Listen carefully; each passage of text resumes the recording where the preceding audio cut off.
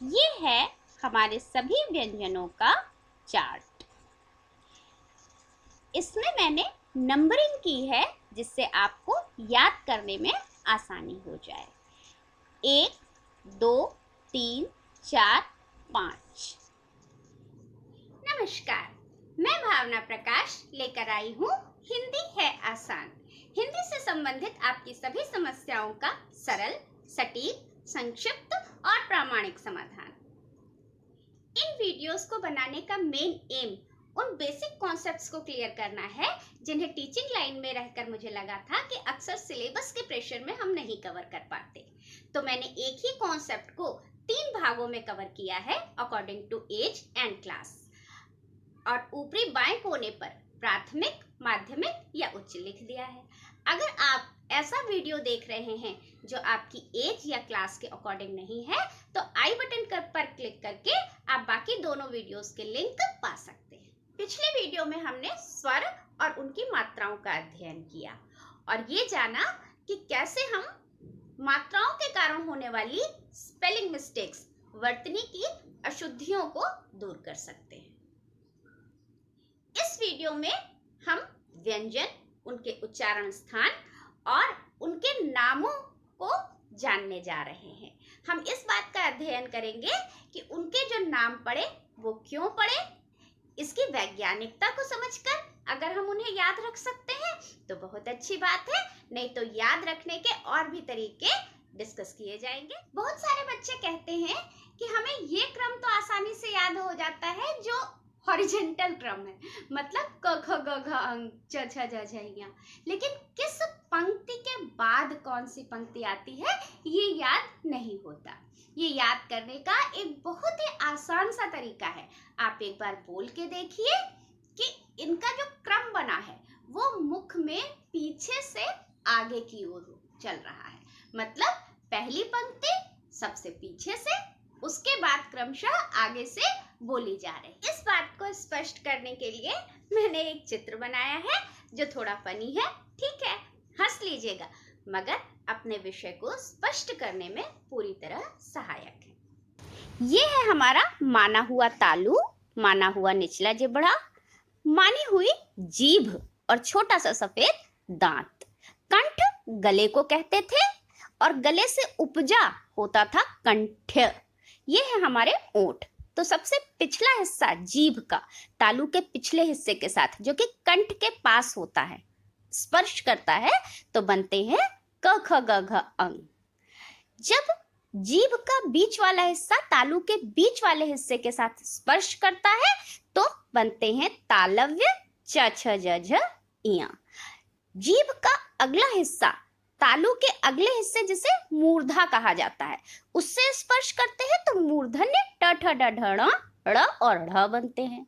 जब जीभ का अगला हिस्सा दांतों के निचले हिस्से के साथ स्पर्श करता है तो दंत्य त थ द ध न, और जब दोनों होंठ आपस में स्पर्श करते हैं तो ओष्ठ प फ ब भ म बनते हैं। तो इस तरह पीछे से आगे की ओर शुरू की 5 पंक्तियां स्पर्श, क्योंकि इसमें मुंह का कोई एक भाग दूसरे भाग के साथ छू रहा होता है, टच कर रहा होता है। स्पर्श का मतलब होता है छूना। व्यंजनों के नाम। ये है हमारे सभी व्यंजनों का चार्ट। इसमें मैंने नंबरिंग की है जिससे आपको याद करने में आसानी हो जाए। 1, 2, 3, 4, 5। तो आप ये याद रख सकते हैं कि अल्प प्राण ऑल्टरनेट चल रहे हैं, एक के बाद एक छोड़ करके एक। पहला, तीसरा और 5वां अल्प प्राण है, दूसरा और चौथा महाप्राण है। इसी तरह से अघोष और सघोष के बीच में ये क्रम है कि पहला और दूसरा अघोष है, तीसरा, चौथा, 5वां सघोष है। और नासिक्य ध्वनि जिसे पंचमाक्षर भी कहा जाता है वो एज यूजुअल 5वां वर्ण है। ये रेखा मोटी सी मैंने इसलिए खींच दी है क्योंकि ये जो क्रम वाली बात है ये केवल स्पर्श व्यंजनों पर लागू होती है। अल्प प्राण और महाप्राण को आप क्रम संख्या से केवल स्पर्श व्यंजनों के लिए याद कर सकते हैं। स्पर्श व्यंजन मतलब कंठ, तालव्य, मूर्धन्य, दंत्य और ओष्ठ। अच्छा, ड़ और ढ़ को उक्षिप्त कहते हैं और ह, ख, ग, ज और फ को आगत कहते हैं। तो इन्हें याद रखने का तरीका भी मैं आगे बताऊंगी। उससे पहले अंतस्थ और ऊष्म और संयुक्ताक्षर। संयुक्ताक्षर को अलग से याद करने की जरूरत नहीं है, इन्हें पूछा नहीं जाता कि ये अल्प प्राण है या महाप्राण। और य, र, ल, व और श, श, स, ह को हम आगे डिस्कस कर रहे हैं अभी। आइए अब इस वर्गीकरण के साथ मतलब वर्णों के सभी नामों के साथ एक एक वर्ण को उच्चारित करके देख लें। यकीन मानिए अगर बचपन में किसी वर्ण का उच्चारण क्लियर नहीं हुआ है, स्पष्ट नहीं हुआ है, तो आप अभी भी उसे अभ्यास द्वारा स्पष्ट कर सकते हैं। अघोष व्यंजन जिनमें से पहला अल्प प्राण है और दूसरा महाप्राण। कंठ का क, ख, च, छ, ट, ठ, त, थ, प, फ और ऊष्म का श, श और स।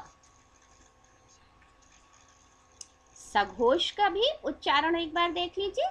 सघोष का अल्प प्राण, सघोष का महाप्राण और सघोष की नासिक जो अल्प प्राण भी है वो ध्वनि ग, घ, अंग, ज, झ, ञ, ड, ढ, ण, द, ध, न, ब, भ, म।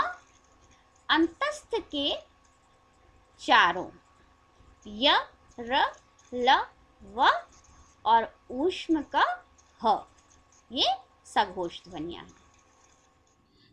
जो हमारे पास होता है उसे कुछ भी बताने के लिए हमें घोषणा नहीं करनी पड़ती, सीधे बता दिया जा सकता है। जो लोग दूर होते हैं उन्हें ही कुछ बताने के लिए तो घोषणा करनी पड़ती है। घोषणा का मतलब क्या होता है? अनाउंसमेंट। तो ठीक है, तो इस तरीके से आप कोरिलेट करके याद कर सकते हैं कि पहले दो वर्ण अघोष होते हैं और बाकी तीन सघोष होते हैं। अब अल्प प्राण की बारी। क, ग, अंग, च, ज, ञ, ट, ड, ण, त, द, न, प, ब, म और अंतस्थ क, य, र, ल, व और उक्षिप्त अल्प प्राण है ण।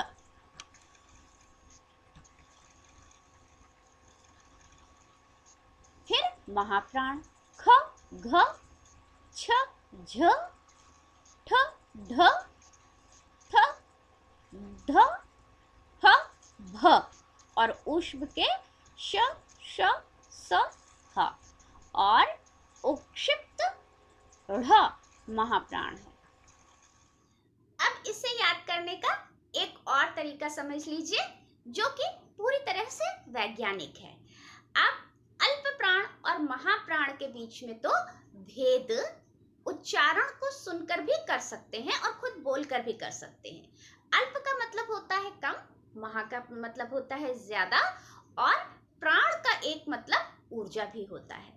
तो जिन वर्णों को उच्चारित करने में, बोलने में कम ऊर्जा लगती है वो अल्प प्राण हुए और ज्यादा ऊर्जा लगने वाले महाप्राण। तो एक बार उच्चारित करके देख लें। पहली पंक्ति क, ग, अंग। कम एफर्ट करना पड़ा, इस बात पे ध्यान दीजिए। ख, घ ज्यादा एफर्ट करना पड़ा, इस बात को भी आप महसूस कर सकते हैं। फिर नासिक की ध्वनियां अंग, ञ, ण, न और म। अंतस्थ अंदर से निकलने वाले, जिसमें मुंह का कोई भाग दूसरे भाग के साथ छू नहीं रहा होता। ऊष्म ऊष्मा उत्पन्न करने वाले, जिनको बोलने के लिए इतना ज्यादा घर्षण होता है कि एक ऊष्मा उत्पन्न हो जाती है शरीर में। फिर अंतस्थ य र ल व, ऊष्म श श स ह, और संयुक्ताक्षर क्ष त्र य श और श्री। आगत और उक्षिप्त फ ख ग ज। फ आगत है, ड़ और ढ़ उक्षिप्त। ड़ और ढ़ के शब्दों के उदाहरण देते हुए उनकी ध्वनियों का अंतर मैंने प्राथमिक वाले वीडियो में विस्तार से स्पष्ट किया है। तो अगर आपका वो कॉन्सेप्ट क्लियर नहीं है तो उसे खोलकर देख लीजिए। और आगत वर्णों क ख ग ज और फ और अपने क ख ग ज और फ की ध्वनियों का अंतर उदाहरणों के साथ मैंने माध्यमिक वाले में स्पष्ट किया है। अगर वो कॉन्सेप्ट क्लियर नहीं है तो उसे खोलकर देख लीजिए। वो बातें मैं वीडियो में विस्तार से नहीं बता रही हूँ। श और श के कुछ उदाहरण मैं दे रही हूँ, क्योंकि दोनों श अब लोग एक ही जगह से उच्चारित करने लगे हैं, इसलिए इनको समझने में, इनकी वर्तनी याद रखने में मुश्किल आती है। तो मैं कुछ उदाहरण दे रही हूँ जो जनरली क्वेश्चंस में, परीक्षाओं में पूछे जाते हैं कि इनमें कौन सा श लगेगा। वर्तनी शुद्ध करिए। मानक वर्णमाला के श और श को विस्तार से बता देते हैं। ये है शरीफ, दोनों श के कुछ उच्चारण में करके बता देती हूँ। ये है अभिलाषा, शंकर, षटकोण, शरीर, षटकर्म, शरीफा, षड्यंत्र। अब ये दो शब्द ऐसे हैं जिसमें दोनों श आए हैं, षोडशी, आशीष। और हाँ, स्पर्श व्यंजनों के उच्चारण स्थान को भी माध्यमिक 5 to 10 वाले वीडियो में विस्तार से बताया गया है। मेरा आग्रह है एक बार आप उसे जरूर देखें। आज जो कुछ हमने सीखा उसका एक क्विक रिवीजन हो जाए। अल्प प्राण याद करने का तरीका, पहला, तीसरा, पांचवा ऑल्टरनेट चल रहा है। तो इसी तरीके से ये सारी चीजें बताया गया कि स्पर्श व्यंजन पर ही लागू होते हैं ये क्रम। तो उसके बाद अंतस्थ पहले आते हैं और ऊष्म बाद में। तो पहला अल्प प्राण है तो अंतस्थ के सारे अल्प प्राण, ये भी याद रहेगा। और ड़ और ढ़ में भी ड़ पहले आता है, बोल के भी देख सकते हैं, उसको बोलने में कम प्रयत्न करना पड़ता है, तो वो अल्प प्राण हो गया। और ढ़ दूसरे नंबर पे आता है, दूसरे नंबर पे महाप्राण आते हैं दूसरे और चौथे, तो वो ढ़ महाप्राण हो गया। और अंतस्थ के बाद ऊष्म आते हैं दूसरे नंबर पे। ठीक है, तो स्पर्श के बाद अगर आप देखें तो पहली पंक्ति अंतस्थ की हुई, वो अल्प प्राण, और दूसरी पंक्ति ऊष्म की हुई, वो महाप्राण। तो इस तरीके से अल्प प्राण और महाप्राण तो याद रहेंगे। अघोष और सघोष में पहले दो अघोष पास हैं, दूसरे तीन सघोष, उनके लिए घोषणा करनी पड़ रही है। और यह अलावा अंतस्थ और ऊष्म में एक चीज आप रिलेट कर सकते हैं कि जिनमें श आ रहा है वो अघोष है। अंतस्थ और ऊष्म में केवल श, श और स अघोष होते हैं। तो श के आने वाले अघोष और बिना श वाले सारे सघोष। तो अगले वीडियो में संयुक्त और द्वित्व व्यंजनों के साथ और अनुस्वार, अनुनासिक और नासिक्य ध्वनियों को लेकर के आपके असमंजसों के साथ फिर मुलाकात होगी। इसके लिए आपको मेरे चैनल को सब्सक्राइब करके बेल आइकन को प्रेस करना होगा, ताकि जब मैं ये वीडियो पोस्ट करूं तो नोटिफिकेशन आपको मिल सके।